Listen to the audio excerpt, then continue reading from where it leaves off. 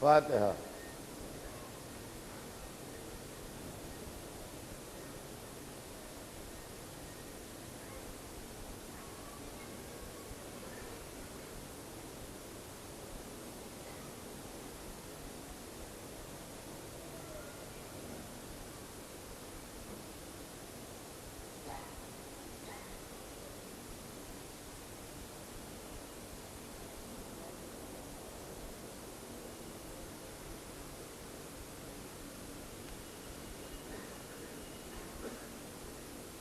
اعوذ باللہ السمیع العلیم من الشیطان اللعین الرجیم، بسم اللہ الرحمن الرحیم، الحمد للہ رب العالمین، والصلاة والسلام علی سیدنا و شفیعنا ابی القاسم محمد آلہ الطیبین الطاہرین المعصومین، ولعنۃ اللہ علی اعدائہم اجمعین، من یومنا ھذا الی یوم الدین، اما بعد فقد قال اللہ سبحانہ تبارک و تعالی فی کتابہ المبین وہو اصدق الصادقین، ولا تلبسوا الحق بالباطل وَتَكْتُمُوا الْحَقَّ وَأَنْتُمْ تَعْلَمُونَ۔ صلوات بھیج دیں محمد وعلیہ۔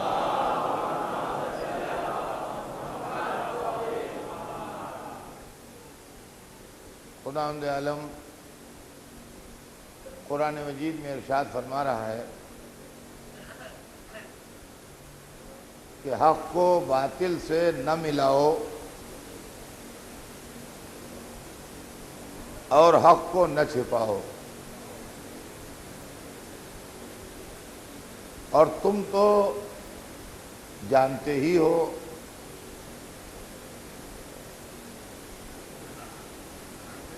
تلبیس کہتے ہیں کسی چیز کی صورت کے بدلنے کو، کسی چیز میں کسی چیز کے ملا دینے کو،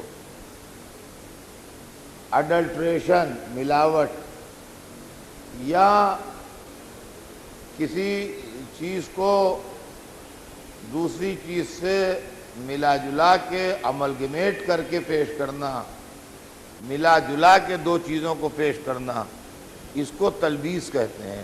یعنی کسی چیز کی شکل کو، صورت کو بدل دینا، یا اس کے اندر دو چیزوں کو اس طرح آپس میں ملا دینا کہ سمجھ میں نہ آئے کہ یہ ہے کہ یہ ہے، اس چیز کو عربی زبان میں تلبیس کہتے ہیں۔ قرآن فرما رہا ہے کہ وَلَا تَلْبِسُوا الْحَقَّ بِالْبَاطِلِ، حق کو باطل میں نہ ملاؤ، یعنی کچھ باطل سے لے لیا، کچھ حق سے لے لیا، ملا جلا کے رکھ دیا، اوپر اوپر حق کو لگایا، نیچے نیچے باطل کو لگایا، پیش کر دیا۔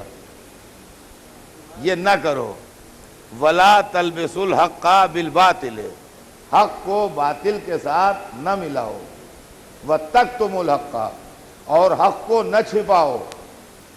جو حق بات ہے وہ کہو، کھل کے کہو کہ یہ حق ہے، حق کو چھپاؤ نہیں، کنسیل نہ کرو حق کو۔ وَأَنْتُمْ تَعْلَمُونَ، اور تم تو سب جانتے ہی ہو۔ عزیزان گرامی، یہ آیت اپنے الفاظ کے ساتھ جو مطلب بتا رہی ہے، اس میں چند باتیں بہت نمایاں ہو کے سامنے آتی ہیں۔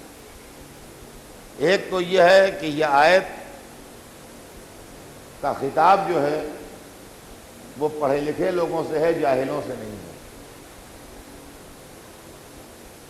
جو ایسے سمجھدار لوگ ہیں جو یہ بھی جانتے ہیں کہ حق کیا ہے اور باطل کیا ہے اور کوئی بات چھپائی کیسے جاتی ہے، اور آخر میں قرآن نے صاف کہہ دیا ہے وَأَنْتُمْ تَعْلَمُونَ، اور تم جانتے ہو. ایسا نہیں ہے کہ دھوکے میں یہ کام کر رہے ہو، یہ جانتے ہو کہ یہ سونا ہے اور یہ پیتل ہے، اور یہ مہنگا ملتا ہے اور یہ سستا ملتا ہے، دونوں کو ملا کے سونے کے بھاؤ بیچ لیں گے تو فائدہ زیادہ ہوگا. تو جو جانتا نہ ہو اس سے کہنا بیکار ہے نا، وہ یہ کام کر بھی نہیں پائے گا. جو جانتا ہے وہی یہ کام کر پائے گا. تو ایک بات تو یہ ذہن میں رکھیے کہ یہ آیت جو ہے یہ پڑھے لکھے لوگوں سے اس کا تخاطب ہے، پڑھے لکھے لوگوں کو ایڈریس کر رہی ہے یہ آیت، بے پڑھے لکھے لوگوں کو ایڈریس نہیں کر رہی. دوسری بات یہ ہے کہ اگر دنیا میں کبھی حق و باطل کو نہ ملایا گیا ہوتا اور کبھی حق کو نہ چھپایا گیا ہوتا تو قرآن مجید کبھی یہ بات کہتا بھی نہ. اس بات کا کہنا اس بات کی دلیل ہے کہ دنیا میں یہ حرکت ہوتی آئی ہے کہ حق کو باطل سے ملا کے پیش کیا گیا ہے یا حق کو چھپایا گیا ہے. اس لیے قرآن مجید یہ بات سمجھا رہا ہے. عزیزان گرامی، جیسا کہ آپ کو معلوم ہے کہ گزشتہ 2 محرم جو گزرے اس کے اندر میں نے اپنے موضوع بیان کو تھوڑا سا تبدیل کیا، اور شاید آپ نے اس تبدیلی کو محسوس بھی کیا ہوگا. اس کی وجہ یہ ہے کہ مقرر ہو، ذاکر ہو، شاعر ہو، کوئی بھی ہو، وہ یہ ممکن نہیں ہے اس کے لیے کہ اپنے زمانے کے حالات سے آنکھیں بند کر لے. جو اس کا ماحول ہوگا، جو اس کے زمانے کے حالات ہوں گے، اس کا اثر اس کی تقریروں پر، اس کی تحریروں پر، اس کے شعر پر لازمی طور پر پڑے گا. گزشتہ 3 سال سے دنیا میں جو حالات بنے ہیں اور جس طریقے سے اسلام کا نام بار بار بیچ میں آ رہا ہے، تو ایک مسلمان ہونے کے ناطے کیسے ممکن ہے کہ میں اپنے دماغ کو ادھر نہ جانے دوں یا اپنی تقریروں میں ان اثرات کو نہ آنے دوں جو حالات اور ماحول کی وجہ سے بن رہے ہیں. لہذا سن 2002 کے محرم میں میرا موضوع اسلام اور دہشت گردی تھا. سن 2003 کے محرم میں جو گزشتہ سال محرم گزرا، میرا موضوع اسلام اور جہاد تھا. اور اس سال کے محرم میں میرا موضوع اسلام اور سیاست ہے.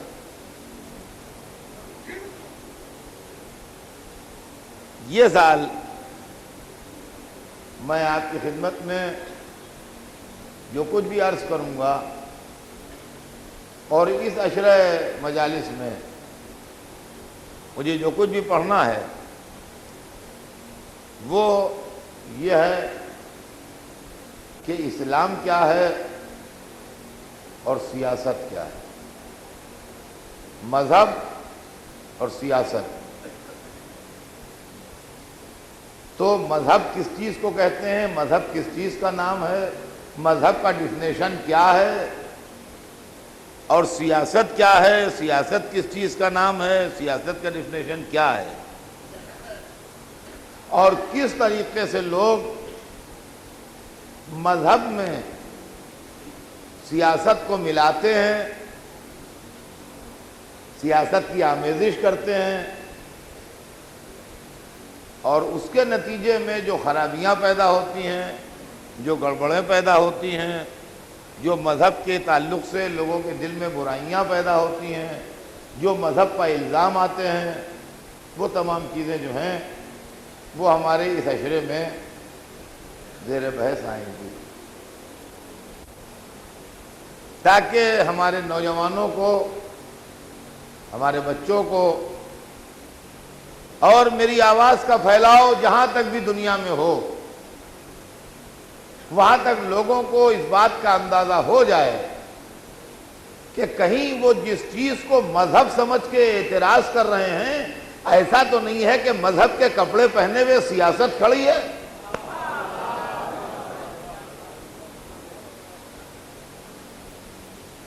مذہب کا لباس پہن کے اور مذہبی رہنماؤں کا لباس پہن کے کہیں سیاست تو نہیں آ گئی ہے سامنے؟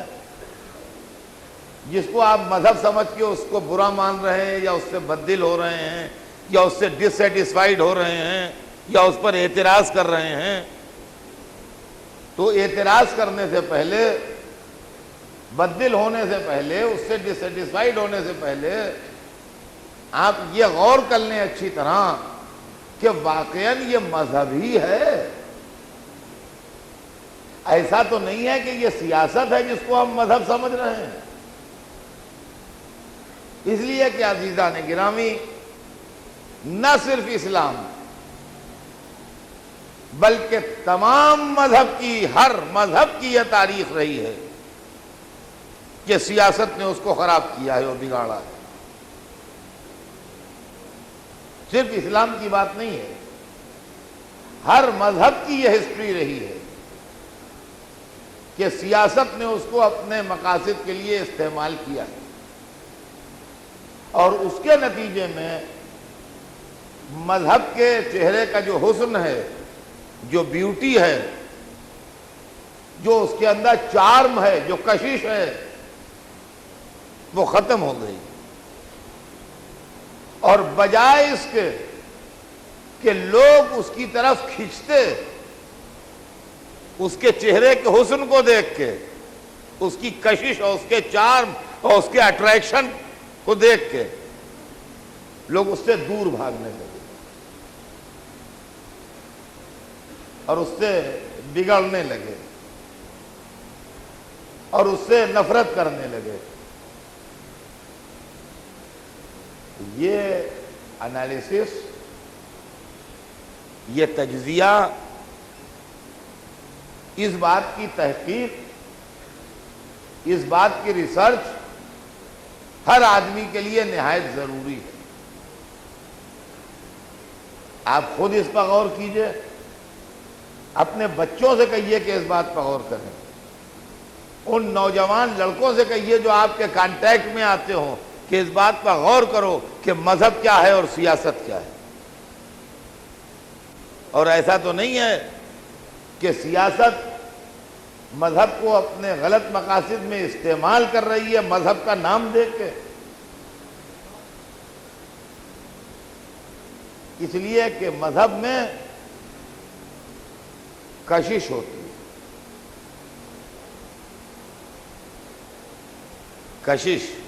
کشش سمجھے آپ، اٹریکشن۔ مذہب میں اٹریکشن ہوتا ہے جو اپنی طرف کھینچتا ہے، سیاست میں وہ چیز نہیں ہوتی۔ رسول اللہ نے 23 برس میں سارے عرب کو مسلمان کر لیا تھا، تلوار وغیرہ زیادہ نہیں چلی، گردنیں زیادہ نہیں کٹیں، خون بہت نہیں بہے۔ پورا وہ ریولوشن جو رسول اللہ لائے، اس کے اندر مرنے والوں کی تعداد 1000 سے بھی کم ہے، مسلمان اور کافر دونوں ملا کے۔ تو 1000 سے بھی کم انسانی جانوں کو ضائع کر کے اگر پورے عرب کے جزیرہ نما کو، پینسولا کو مسلمان کر لیا، اور ان کی بری عادتیں، بری خصلتیں، برے رسم و رواج، برے تصورات اور غلط طور طریقے جو تھے ان کو بدلوا دیا، اور 23 برس کی مختصر سی مدت میں بدلوا دیا، تو یہ کون چیز تھی جس نے بدلوایا؟ وہ تھا مذہب، ریلیجن، دھرم، جو لوگوں کو اپنی طرف کھینچ رہا تھا، خود بخود کھینچے چلے آ رہے تھے، خود بخود کھینچے چلے آ رہے تھے۔ مذہب میں کشش ہوتی ہے،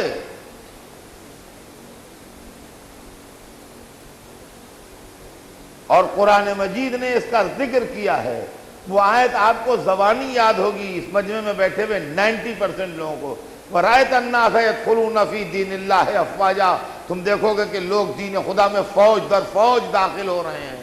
تو فوج در فوج داخل ہو رہے ہیں، یعنی جیسے فوجیں، تو فوج میں بھیڑ ہوتی ہے نا، فوج در فوج داخل ہونے کا مطلب کیا ہے؟ بھئی فوج 2-3 آدمیوں کا نام فوج تھوڑی ہوتا ہے۔ فوج کا لفظ جو استعمال ہوتا ہے تو فوج کب کہی جاتی ہے؟ 1000 ہیں، 2000 ہیں، 500 ہیں، تو فوج ہے 3 آدمی کھڑے ہیں تو یہ تھوڑی کہیں گے فوج کھڑی ہے، یہ 10 آدمی کھڑے ہیں تو یہ تھوڑی کہیں گے فوج کھڑی ہے۔ بھیڑ ہوتی ہے، زیادہ لوگ ہوتے ہیں، جبھی لفظ فوج استعمال ہوتا ہے۔ تو قرآن کہتا ہے یدخلون فی دین اللہ افواجا، اللہ کے دین میں لوگ فوج در فوج داخل ہو رہے ہیں، یعنی بھیڑ چلی آ رہی ہے مسلمان ہونے کے لیے، اللہ کے دین میں داخل ہونے کے لیے۔ تو یہ کہے میں داخل ہونے کے لیے، حکومت میں داخل ہونے کے لیے نہیں، سیاست میں داخل ہونے کے لیے نہیں، دین میں داخل ہونے کے لیے۔ یدخلون فی دین اللہ، لفظ قرآن کے اندر موجود ہے، دین خدا میں داخل ہونے کے لیے فوج در فوج چلے آ رہے ہیں۔ تو ایک طرف دین میں یہ کشش ہے کہ جو فوج در فوج اس کے اندر لوگ داخل ہو رہے ہیں، اور دوسری طرف جب دین سیاست بن جائے اور بینر دین کا لگا رہے، اندر سب کچھ سیاست آ جائے، تو ہندوستان میں 900 برس بھی حکومت کرنے کے بعد اسلام سروائیو نہ کر پائے، اور اپنے پیچھے کچھ شکوے، کچھ شکایتیں، کچھ رنج، کچھ غلط فہمیاں، کچھ ناراضگیاں چھوڑ کے چلا جائے۔ اب غور کر رہے ہیں میری بات کو؟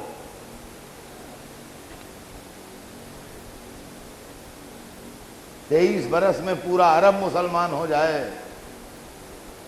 900 برس میں ہندوستان نہ مسلمان ہو پائے بلکہ شکوے شکایتیں رہ جائیں، تو کیا وجہ ہے جو دوا وہاں فائدہ کر رہی تھی اس نے یہاں فائدہ نہیں کیا؟ جو دوا وہاں پلائی گئی تو سب اچھے ہو گئے، یہاں پلائی گئی تو اور بیمار ہو گئے۔ کہ لگے دوا پینے سے پہلے کم سے کم چلتے پھرتے تو تھے، اب تو بستر سے اٹھا بھی نہیں جا رہا ہے۔ سمجھے آپ؟ یہ کیا راز ہے؟ ایک ہی دوا ہے، ایسا تو نہیں ہے کہ مال بدل گیا ہو، ایسا تو نہیں ہے کہ ادھر جو پلائی گئی ہو وہ اصلی دوا ہو اور ادھر جو پلائی گئی ہو وہ شیشی وہی ہو، لیول وہی ہو، مگر مال بدل گیا۔ تو عزیزان گرامی، دنیا میں سیاست نے بہت کھیل کھیلے اور مذہب کو برباد کیا۔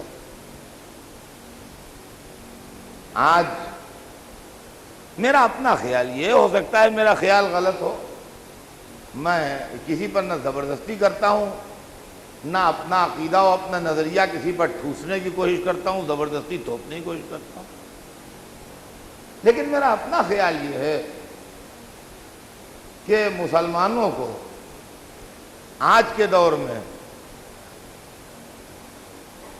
دوسروں پر الزام رکھنے سے پہلے اپنے گھر کی تلاشی لے لینا چاہیے کہ ہمارے گھر میں تو کوئی گڑبڑ مال نہیں ہے۔ محض یہ کہہ دینا کہ یہ اسلام دشمن ہیں، وہ اسلام دشمن ہیں، مسلم دشمن طاقتیں یہ کر رہی ہیں، مسلم دشمن طاقتیں وہ کر رہی ہیں، فلاں اسلام دشمنی میں یہ کر رہا ہے، فلاں اسلام دشمنی میں یہ کر رہا ہے،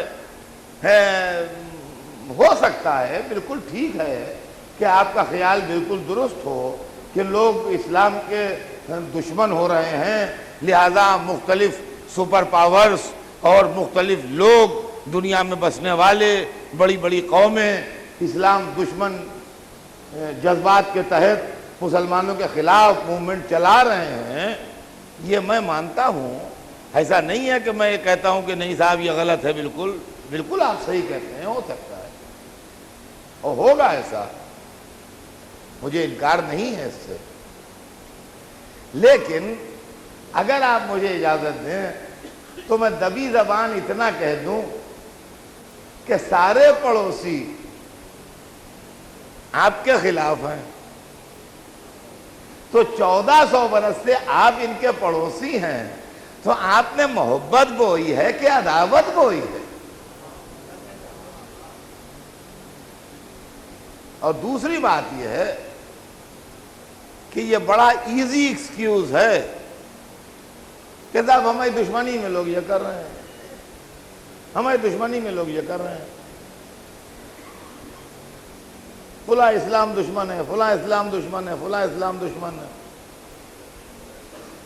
ہوگا، ہم نہیں کہتے کہ نہیں ہوگا، ضرور ہوگا، مگر کبھی ٹھنڈے دل سے یہ بھی غور کیجئے کہ ہم نے اپنی زندگی، میں تو زندگی سے مجلسیں پڑھتا ہوں اور زندگی کا تجربہ ہی میرے بیان کا سارا میٹر ہوتا ہے اور تو کچھ ہوتا نہیں۔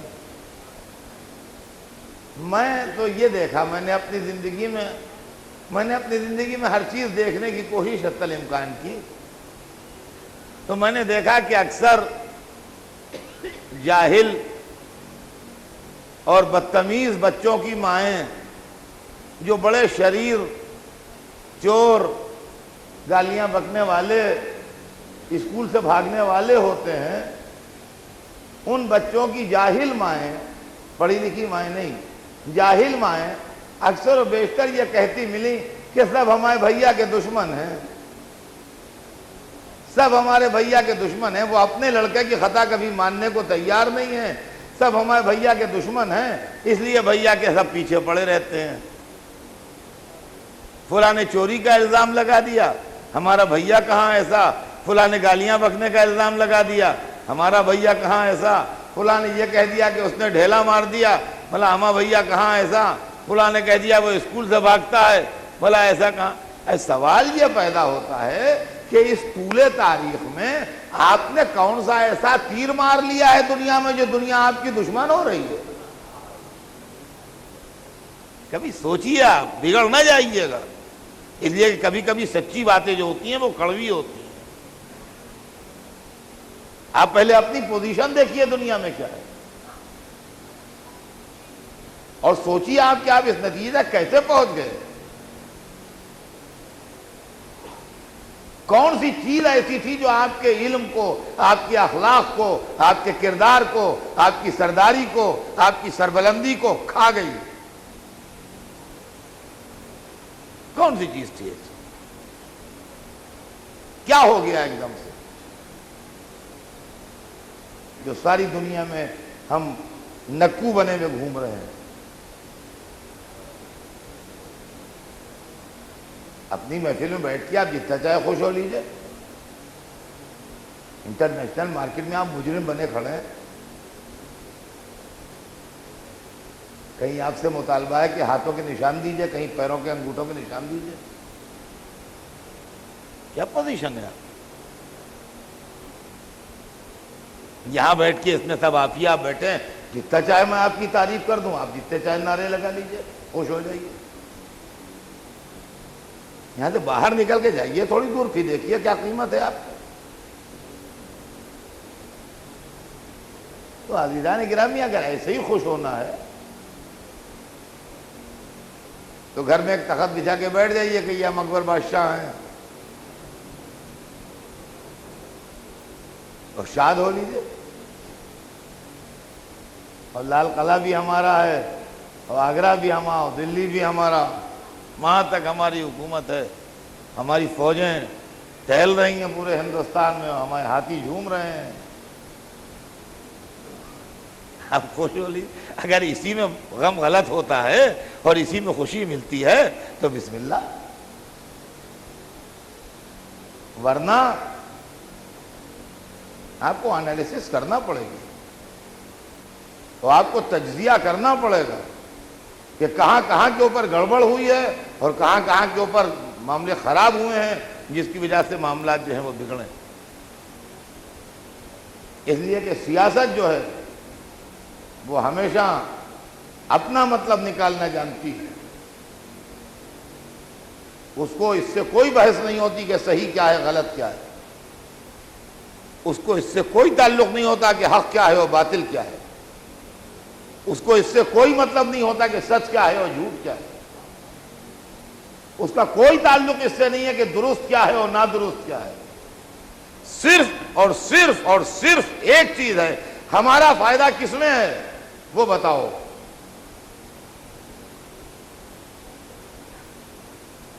یہ اس کا نام سیاست ہے. ہمارا فائدہ کس میں یہ بتائیے آپ. جس میں ہو وہ کام کیا جائے گا، وہی سچ ہے، وہی حق ہے، وہی درست ہے، وہی دین ہے، وہی ایمان ہے. سب کچھ وہ ہے جس میں ہمارا فائدہ ہے. تو سیاست کا ایک ہی اصول ہے، 10-20 اصول اس کے نہیں ہے، صرف ایک اصول ہے کہ ہمارا فائدہ کہے میں ہے. مذہب جو ہے وہ اصول زندگی کے ایک مجموعے کا نام ہے. فرمایا ہم نے مذہب اصول زندگی کے ایک مجموعے کا نام ہے، اور سیاست جو ہے وہ بالکل ان تمام چیزوں سے آزاد ہے. تو غور طلب بات یہ ہے کہ سیاست کیا ہے اور مذہب کیا ہے، ان دونوں چیزوں کو الگ الگ کر کے دیکھنا چاہیے. مذہب انسان کو، اب سنیے گا توجہ سے جہاں جہاں میری آواز جا رہی ہے، مذہب انسان کو انسان بنانے کا ایک الہی فارمولہ ہے.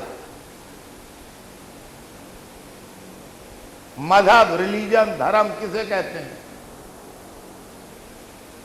کیا چیز ہے مذہب اور کیوں آیا ہے مذہب دنیا میں؟ اس کا یوز کیا ہے؟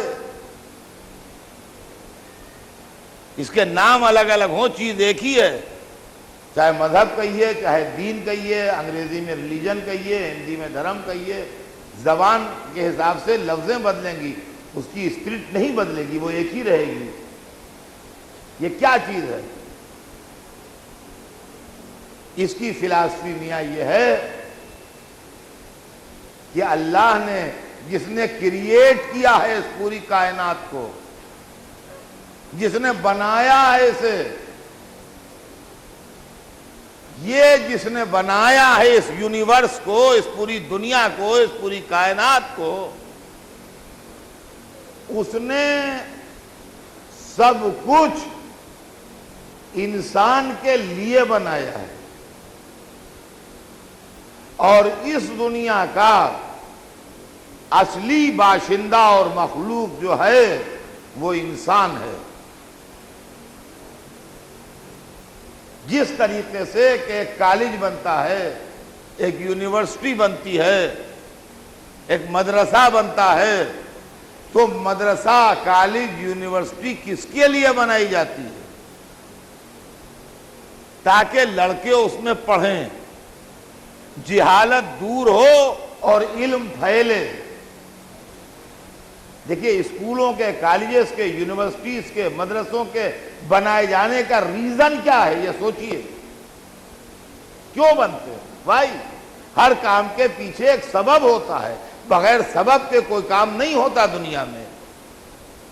جو بھی آدمی کرتا ہے، جو بھی کوئی کرتا ہے، باعقل شعور والا انسان دیوانے کی بات میں نہیں کرتا. عقل مند آدمی جب بھی کوئی کام کرتا ہے تو اس کے پیچھے کوئی ریزن ہوتا ہے، کوئی سبب ہوتا ہے جس کی وجہ سے وہ کام کرتا ہے. تو اسکول اور کالج اور یونیورسٹیز جو بنتی ہیں، مدرسے جو بنتے ہیں، ایجوکیشنل انسٹیٹیوشنز جو بنتے ہیں، وہ کاہے کے لیے بنتے ہیں؟ اس لیے بنتے ہیں کہ انسان میں جہالت پائی جاتی ہے. تو یہ مدرسے، یہ کالج، یہ یونیورسٹیز، یہ تعلیمی ادارے جو ہیں وہ انسان سے جہالت کے اندھیرے کو دور کریں اور ان کے دماغ میں علم کی روشنی پیدا کریں تاکہ جہالت ان کو برا انسان نہ بنا دے، علم ان کو اچھا انسان بنائے. یہ مطلب ہے نا اس کا، اس لیے بنتے ہیں.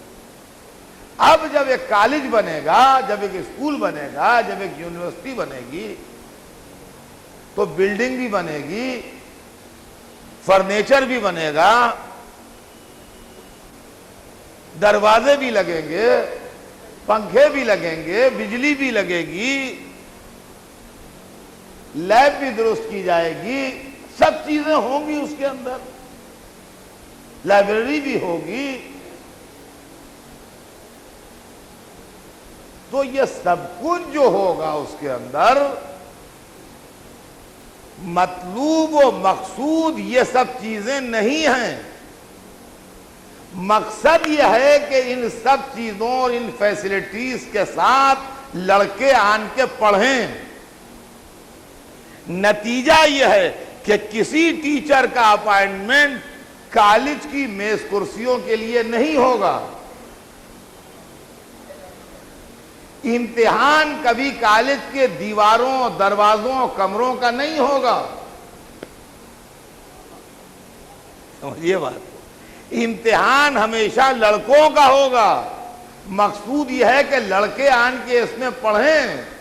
اب یہ کہ ان کے پڑھنے کے لیے بیٹھیں گے کہاں، تو کرسی بھی چاہیے ہے اور ڈیسک بھی چاہیے ہے اور قلم بھی چاہیے ہے اور چھت بھی چاہیے ان کے سر کے اوپر، اور دروازے بھی چاہیے ہیں کہ سردی میں ہوا نہ آئے اور گرمی میں دھوپ نہ آئے اور پانی برستے میں بھیگ نہ جائیں، اور ان کو یہ بھی چاہیے، وہ بھی چاہیے، وہ بھی چاہیے، تو سب کچھ چاہیے، تو سب کچھ پرووائڈ کیا جائے گا. مگر مقصد یہ سب کچھ پرووائڈ کرنا نہیں ہے، مقصد یہ ہے کہ وہ تعلیم حاصل کریں. اسی طریقے سے اللہ نے جب اس دنیا میں انسان کو بھیجا، اس کائنات کا سردار بنا کے، اشرف المخلوقات بنا کے، تو پوری کائنات کو سجا. یہ کائنات جو سجی گئی یہ انسان کے لیے سجی گئی، لیکن جتنے ٹیچر آئیں گے وہ دیواروں، پاکھوں، میز کرسیوں کے لیے نہیں آئیں گے، وہ اسٹوڈنٹ کے لیے آئیں گے. جتنی کتابیں آئیں گی وہ ان کے لیے نہیں آئیں گی کہ کرسیاں یہ کتابیں پڑھیں گی اور میزیں وہ کتابیں پڑھیں گی، بلکہ وہ طالب علموں کے واسطے آئیں گی. اسی لیے اس دنیا کے مدرسے میں اللہ نے 1,24,000 بھیجے، مگر ایک نبی بتا دیجئے جو جانوروں کے لیے آیا ہو. ایک کوئی پیغمبر 1,24,000 بتائیے جنہوں نے آن کے فرمایا ہو کہ بھائی میں تو جانوروں کی اصلاح کے لیے آیا ہوں. کوئی ایک نبی نے یہ فرمایا ہو کہ بھائی میں تو ذرا پہاڑوں کو ٹھیک کرنے اور سب میدانوں کو ٹھیک کرنے آیا ہوں. کسی نے کہا ہو کہ میں چاند تاروں کے لیے بھیجا گیا ہوں کہ ان کا حساب کتاب ذرا سیٹ ہو. پورے 1,24,000 انسان کے لیے آئے. جتنے نبی آئے سب انسان کے واسطے، جتنی کتابیں آئیں سب انسانوں کے لیے، جتنے امام آئے سب انسانوں کے لیے، جتنے اللہ کے پیغام آئے سب انسانوں کے لیے. تو معلوم ہوا کہ یہ الہی مشن ہے کہ انسان کو انسان بنایا جائے. جی، انسان کو انسان بنایا جائے. یہ الہی مشن ہے کہ انسان انسان بنے. تو انسان انسان کیسے بنے گا؟ مذہب آ کے اس کو بتائے گا، پڑھائے گا، سکھائے گا، اس کے اندر سے جہالت دور کرے گا، اس کے دماغ میں علم کا چراغ جلائے گا، جبھی وہ انسان بنے گا، ورنہ وہ انسان نہیں بن پائے گا. اس لیے کہ یہ جس کو آپ انسان کہتے ہیں یہ ضروری نہیں ہے کہ انسان ہو.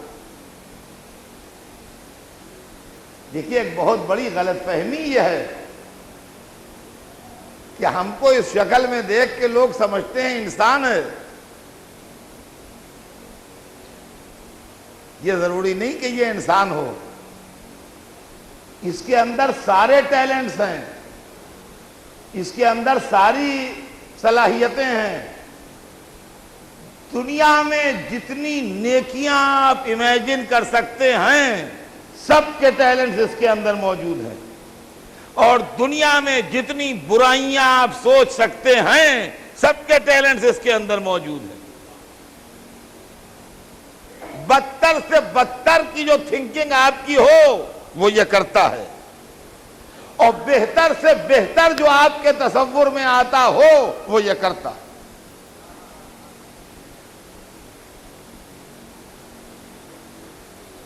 یہ کائنات کا سردار ہے، سب کے سب اس کے غلام ہیں۔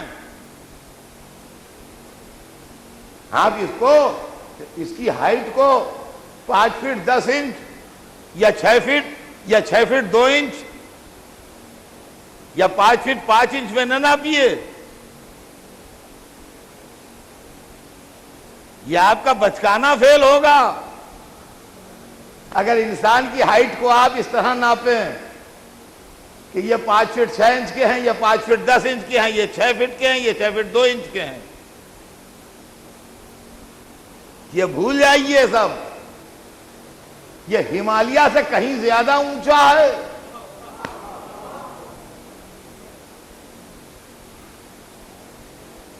آپ اس کے اتنے سے جسم کو دیکھ کے اس کو حقیر نہ سمجھیے، یہ اٹلانٹک اوشن سے کہیں زیادہ گہرا ہے۔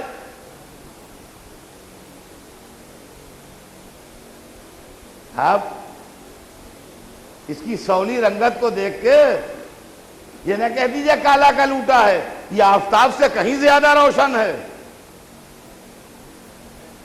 انسان ہے، سردار ہے، مالک ہے۔ یہ شیر سے زیادہ خطرناک ہے۔ شیر کو دیکھ کے آدمی بھاگتا ہے، سانپ کو دیکھ کے آدمی ڈرتا ہے۔ سانپ کیا چیز ہے اس کے آگے؟ شیر کیا چیز ہے؟ کھلونے ہیں اس کے جس سے کھیلتا ہے۔ سانپ سے زیادہ زہریلا، شیر سے زیادہ درندہ، کبوتر اور فاختہ سے زیادہ انوسینٹ۔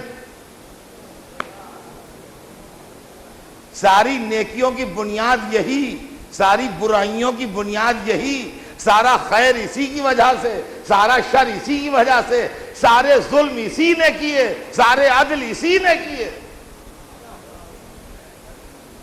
آپ سمجھتے کیا ہیں اسے کہ یہ کیا ہے؟ یہ اور وہ، ارے پہلے آپ اپنے کو تو پہچانیے کہ آپ ہیں کیا۔ یہ دنیا بھر کو دیکھنے نکلیے گا کہ اور کیا ہے۔ یہ اتنا سا مخلوق جو ہے آدمی، اور شیر کا نام ہو، شیر، ہمارے شیر کیا کھلونا ہے اس کا۔ سرکس میں اس سے کھیل دکھاتا ہے، پیسے کماتا ہے، کھاتا خود ہے، اس کو بھی کچھ ٹکڑے ڈال دیتا اتنے کہ وہ زندہ رہے بس۔ تو شیر اس کا کھلونا ہے، شیر کے ذریعے پیسے کماتا ہے۔ سانپ اس کا کھلونا ہے، سانپ کا ناچ دکھا کے پیسے کماتا ہے۔ یہ سب چیزوں سے پیسے کماتا ہے۔ ہاتھی کو بیٹھ کے چلتا ہے تو جب گھوڑے پہ چلتا ہے تو لگام لگاتا ہے کنٹرول کرنے کے لیے اسے۔ اونٹ اس سے بڑا ہے، اس پر چلتا ہے تو نکیل، لگام میں 2 ہوتے ہیں وہ، اور نکیل میں 1 ہی ہوتا ہے۔ اور ہاتھی اس سے بڑا ہے، جب اس پر بیٹھتا ہے تو نہ لگام لگاتا ہے نہ نکیل لگاتا ہے، خالی پیر کے انگوٹھے سے چلاتا ہے۔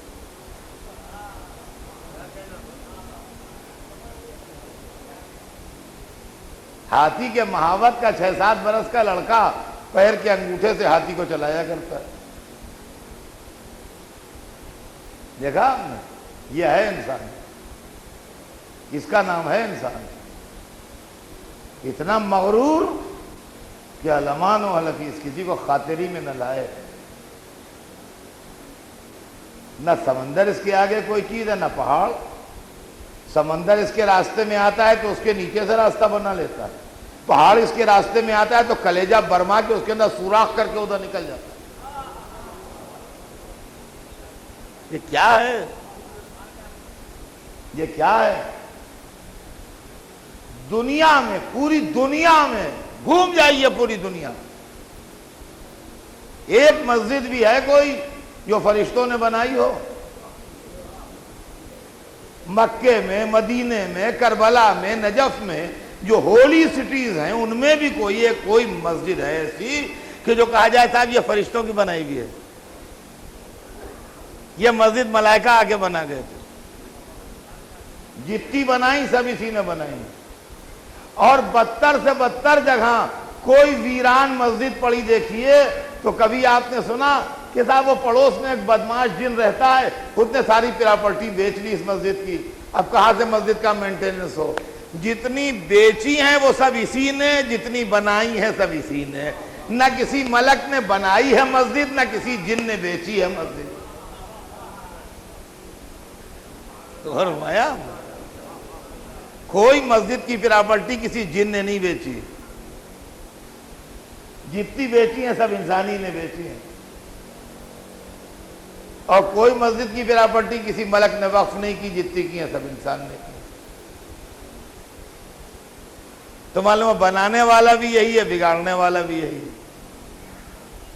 تو مقصد یہ ہے کہ اس کے اندر جنت بھی ہے، جہنم بھی ہے، خیر بھی ہے، شر بھی ہے، عدل بھی ہے، ظلم بھی ہے. اسی لیے تو مولا علی نے کہا ہے اس انسان کو کہ اتزمو انکا جرم صغیر وفیکن طوی عالم الاکبر.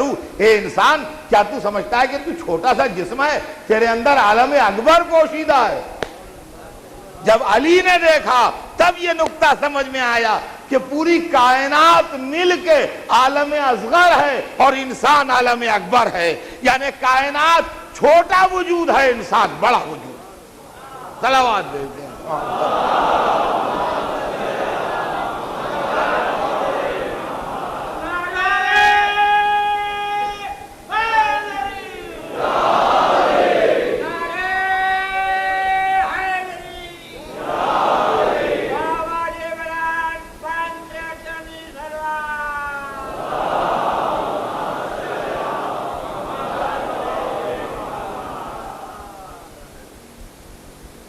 سمجھے آپ بات واضح ہوئی؟ کیا ہے یہ؟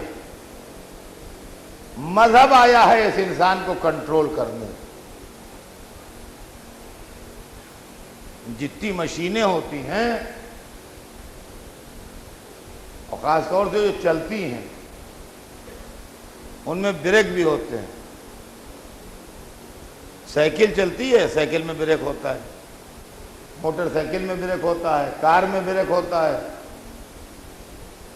پانی کے جہاز میں بھی بریک ہوتے ہیں. جہاں چاہتا ہے کپتان روک لیتا ہے اسے. ہوائی جہاز میں ہوتے ہیں، ایئر بریک کہلاتے ہیں. تو بس دیکھیے اس سے زیادہ سمپل میں پڑھ نہیں سکتا ہوں، میرے لیے پاسبل نہیں اس سے زیادہ سمپل. زندگی میں مذہب کا یوز کیا ہے؟ وائی، کیوں مذہب کو ہم مانیں؟ اس کا جواب سنیں بچے. زندگی میں مذہب کا وہی رول ہے جو آپ کے کار یا موٹر سائیکل میں بریک کا رول ہے.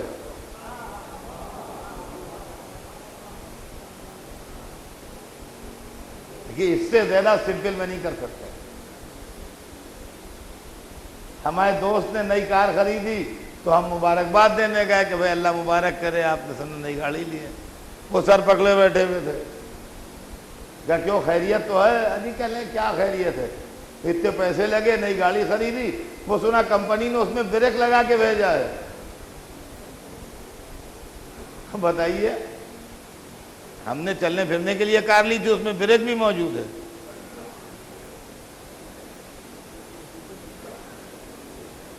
تو ان کا کہ اس میں آپ کو پریشان ہونے کی کیا بات ہے؟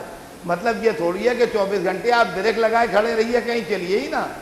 آپ چلیے، جائیے، آئیے، جہاں سگنل ریڈ ہو وہاں بریک لگائیے، جہاں کوئی بچہ سامنے آ جائے بریک لگائیے، آپ دوسرے سے یا دوسرا آپ سے ٹکرانے والا ہو تو بریک لگائیے، آپ کو یا دوسرے کو آپ کی وجہ سے خطرہ ہو تو بریک لگائیے، ورنہ راستہ صاف ہو تو آپ چلے جائیے. یہ تھوڑی مطلب ہے کہ کار میں بریک کا مطلب یہ تھوڑی ہے کہ ہر وقت بریک ہی لگائے کھڑے رہیے، کہیں جائیے ہی نا. جو لوگ کہتے ہیں صاحب ہم آزاد پیدا ہوئے، مذہب ہم کیوں مانیں؟ تو مذہب کیوں مانے کا جواب یہ ہے کہ اس کی کار میں کیوں بریک لگا ہوا ہے؟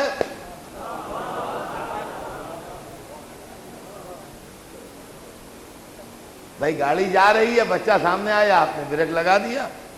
کسی نے غلط گاڑی ایسے کاٹی کہ اگر آپ اسی اسپیڈ سے جائیں گے تو ٹکرا جائیں گے، آپ نے بریک لگایا. آپ جا رہے ہیں، سگنل ریڈ ہو گیا، آپ نے بریک لگایا.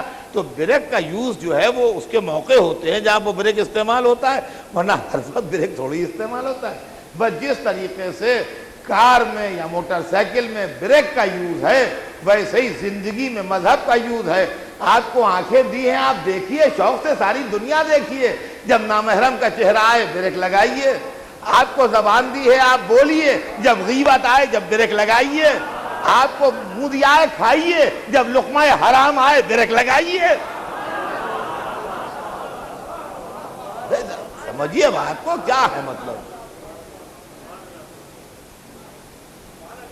اور اس مجلس میں ہزاروں آدمی ایسے بیٹھے ہوں گے جو گاڑی چلانا جانتے ہیں. بریک نہ ہو، آپ گاڑی لے کے کہیں چلے جائیے تو میں جانوں. غیر صاحب، اظہر صاحب، بریک ہی نہیں، گاڑی نہیں جا سکتی ہے. کیا اسٹارٹ نہیں ہو رہی؟ کہ اسٹارٹ ہو رہی ہے، انجن ٹھیک ہے، بریک فیل ہو گئے. تو جب بریک فیل ہو جائیں تو گاڑی آگے نہیں کوئی چلاتا ہے. چل سکتی ہے وہ، ایسا نہیں کہ چلے گی نہیں، مگر کنٹرول میں نہیں رہے گی. فرمایا چل سکتی ہے، بریک فیل ہو جانے کے بعد گاڑی چلے گی، ایسا نہیں کہ انجن فیل ہو گیا، مگر گاڑی کنٹرول میں نہیں رہے گی. تو کنٹرول میں نہیں رہے گی تو آپ کے لیے بھی خطرہ ہے، دوسرے کے لیے بھی خطرہ ہے. بس یہی کام مذہب کا ہے کہ انسان چلے گا بغیر مذہب کے، مگر کنٹرول میں نہیں رہے گا.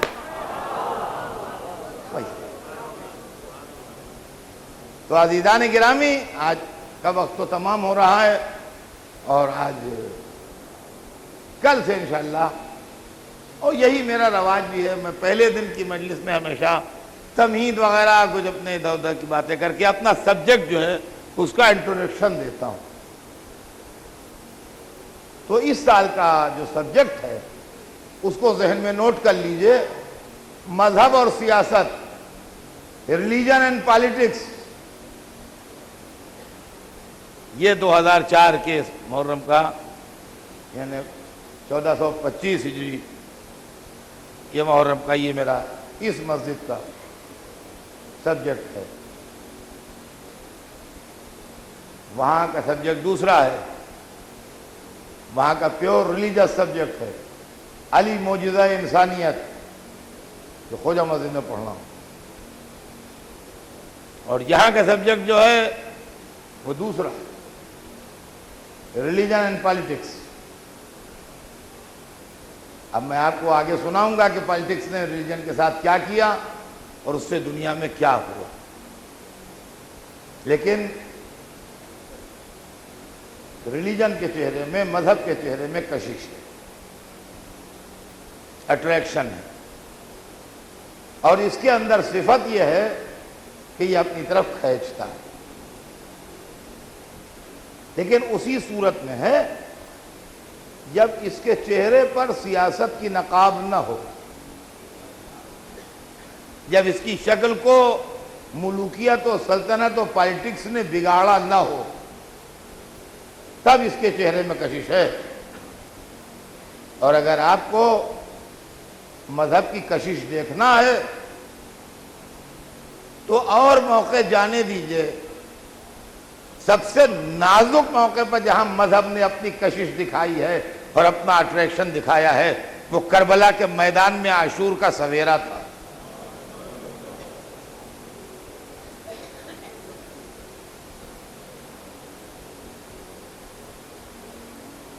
وہ کربلا کے میدان میں عاشور کا سویرا تھا.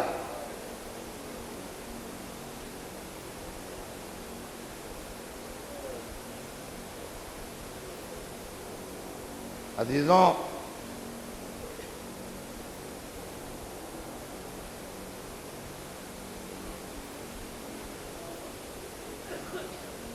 مجھے 3-4 دن اس مجلس کے بعد بھی ایک مجلس پڑھنا ہے، اور وہ کیسر باغ میں ہوگی. 3-4 دن خالی پڑھوں گا، اس لیے کہ وہ ہماری بڑی پرانی جگہ ہے اور لوگ ادھر کم جاتے ہیں۔ میں آپ سے گزارش کروں گا کہ جو لوگ جا سکتے ہیں وہ وہاں ضرور جائیں اور اپنے چراغوں کو بجھنے نہ دیجیے، ان سے بڑی روشنی ہے۔ تو میں جو کہہ رہا تھا آپ سے وہ یہ کہ اٹریکشن عاشور کے سویرے سے زیادہ نازک حالات دنیا میں کبھی نہیں تھے۔ ایک طرف لاکھوں کا لشکر تھا، لاکھوں کا، اور ایک طرف 72 آدمی تھے۔ جدھر 72 آدمی تھے وہ 3 دن سے پیاسے تھے۔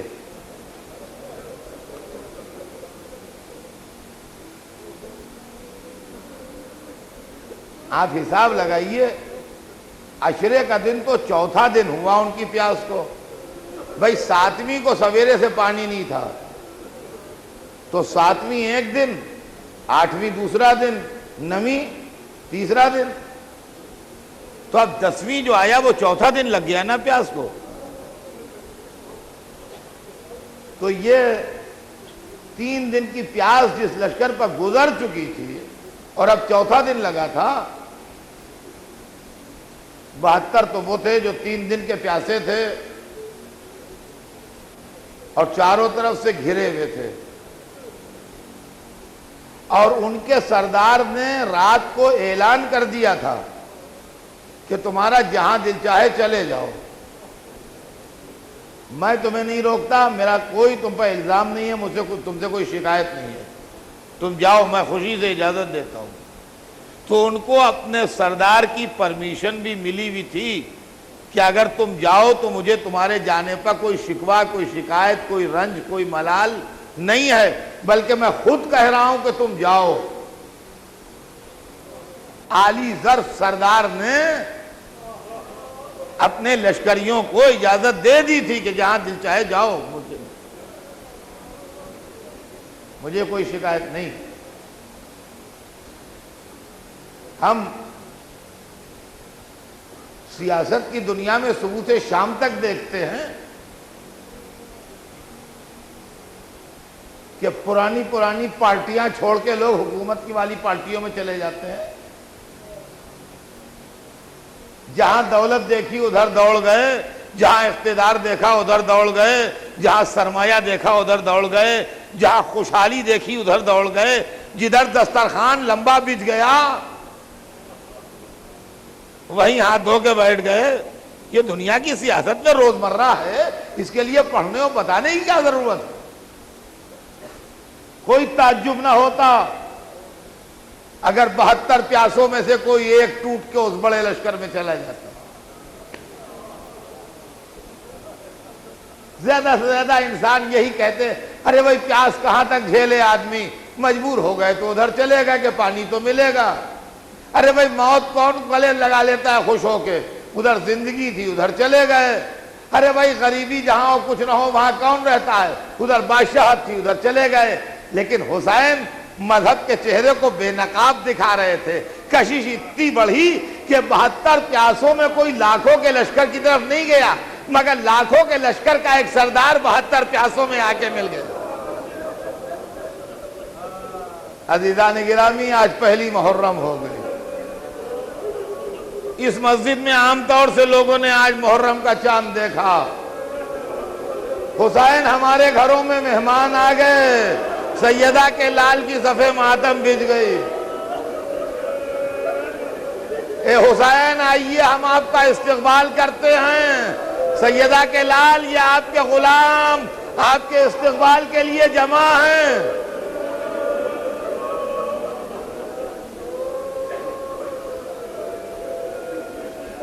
بس آج پہلی رات ہے، بس پہلی جھلک دیکھ لیجئے۔ اور صرف وہی نہیں آ رہا ہے بلکہ اپنے جوان بیٹے کو لیے ہوئے آ رہا ہے، اپنے جوان بیٹے کو لیے ہوئے آ رہا ہے۔ آپ انسانی فطرت پڑھیے. اگر آدمی کسی موقع پر جان دینے پر مجبور ہو جائے تو لڑکے کو پہلے ہٹا دے گا, بیٹا سچویشن یہ آ گئی ہے کہ مجھے تو جانا ہی جانا ہے, تم گھر جاؤ. لیکن جوان بیٹے کو لے کے آنا بتا رہا ہے کہ سچائی کا راستہ سمجھ کے آ رہا. اور جوان بیٹے کو لیے ہوئے آیا تو ہاتھ جوڑ کہتا ہے مولا اس کو اجازت دیجئے, مولا پہلے اس کو اجازت دیجئے. کسی نے کہا حر اپنے سامنے؟ کہا ہاں, میں سیدہ کے لال کو گھیر کے لایا ہوں, میں بھی تو دیکھوں جوان کا داغ کیسا ہوتا ہے.